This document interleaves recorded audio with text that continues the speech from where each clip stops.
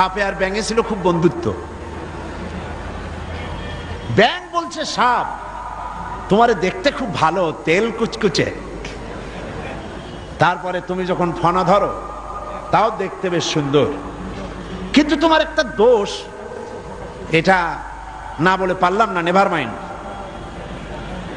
সাপ বলল আচ্ছা বলো, কি বলতে চাও? ব্যাঙ বলছে তুমি যখন চলো তখন তুমি কিন্তু সোজা হয়ে চলো না, খালি এইরকম করে চলো, এইটা বড্ড বিশ্রী লাগে।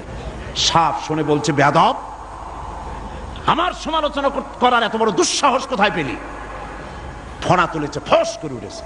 ব্যাঙ বলে ওরে বাবা, এত প্রশংসা করলাম, একটু সমালোচনা করছি, সহ্য করতে পারলি না? ও দিল লাভ, ব্যাঙ লাভ দিয়ে পড়ছে পুকুরের মধ্যে। এখন ফস করে উঠছে, পাশে ছিল এক রাখাল, ফস করলো কি, আগায় দেখে যে সাপ, বাস বিসমিল্লাহ কই আরম্ভ করছে, জায়গায় শেষ, একদম সোজা।